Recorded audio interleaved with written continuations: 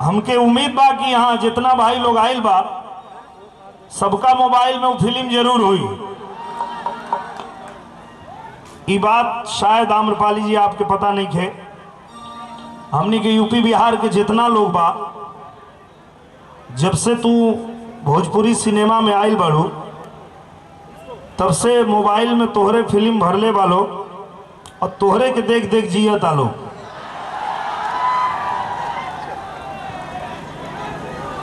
तो वही फिल्म के गाना, जौन गाना आम्रपाली जी के भी बहुत पसंद है और इनकर सबसे पसंदीदा गाना है, तो वह गाना हम सुनावतानी आप लोग के।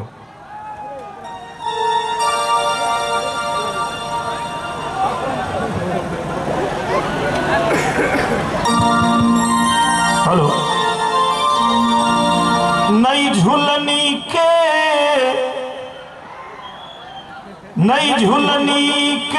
छैया गोरी, निरहुआ सपना के रानी खोज के लिए आयल बंबई से गांव में। एक ही सपना रहे ओकर के काम कर दो, बढ़िया साड़ी पहन के घूंघट निकाल के एक बार खाना लेके खेत में आ जाए तो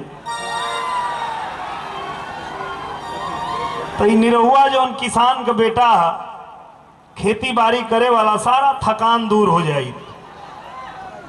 तो एक दिन खाना लेके ही पहुंच गई खेत में, जहां धान में हम खाद छीटत रहनी।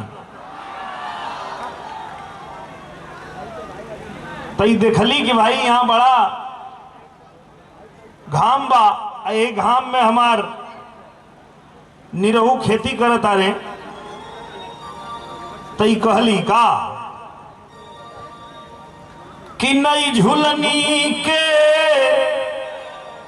छैया बलम दोपहरिया बिताइला हो।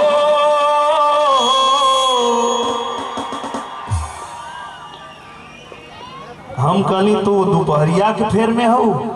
अरे बाप रे बाप। यही झुलनी के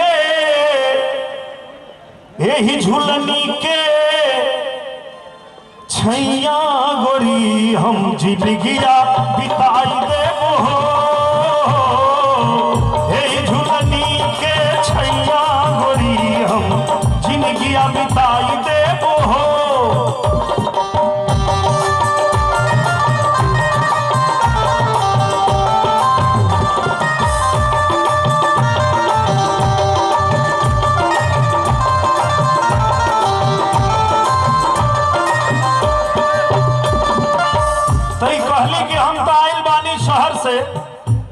तोहरा गांव में बड़ी दिक्कत बा, तोहरा गांव में एसी नहीं खे, तोहरा गांव में दिन भर बिजली ना रहे, हम यहाँ कैसे रहब।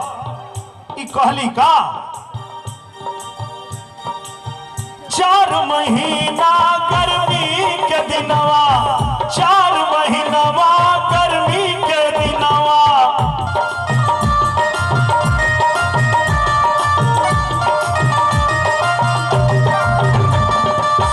गर्मी के दिनवा में चूहे पसीनावा, गर्मी के दिनवा में चूहे पसीनावा।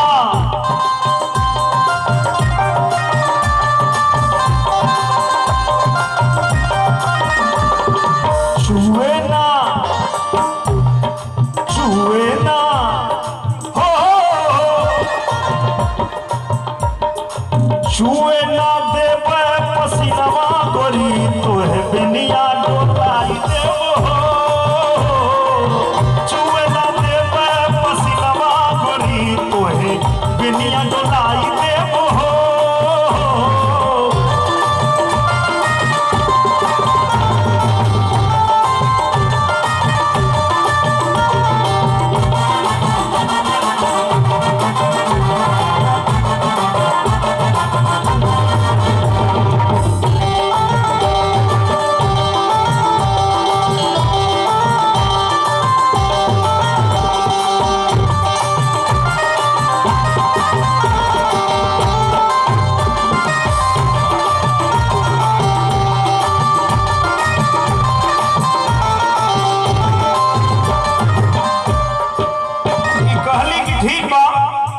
गर्मी के दिन में बेना डोला देबा, लेकिन तोहार घर बा मड़ई के, एह मड़ई के घर में कैसे गुजारा होई।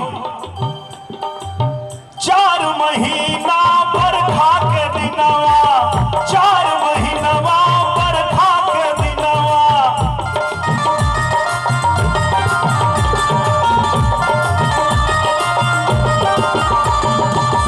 बरखा के दिनवा में भीगे बदनवा।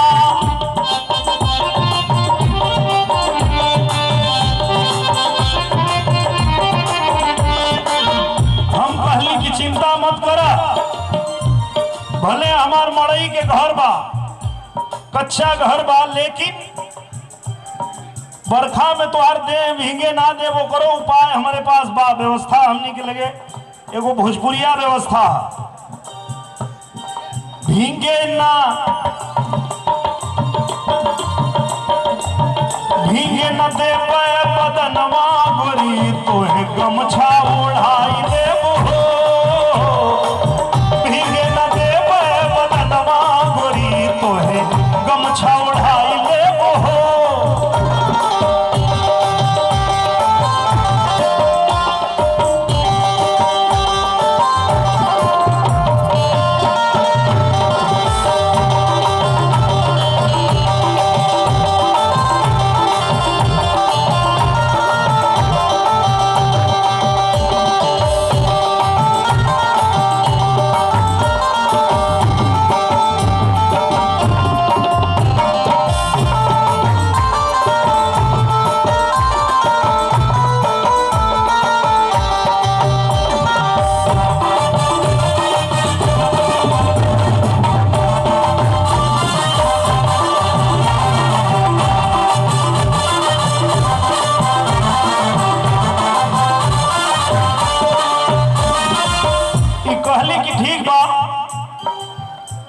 गर्मी में बेना डोला देबा, बरखा में गमछा उड़ा देबा, लेकिन सबसे जो खतरनाक बेला बा है अभी वाला हो भैया, जाड़ा वाला।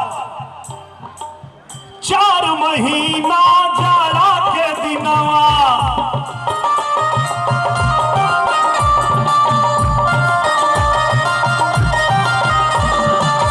जाड़ा के दिनवा में कांपे बदनवा।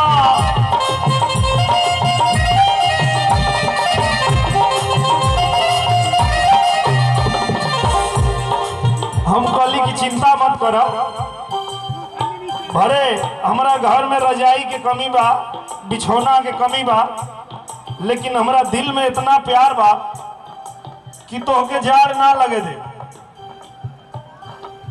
4 महीना जाड़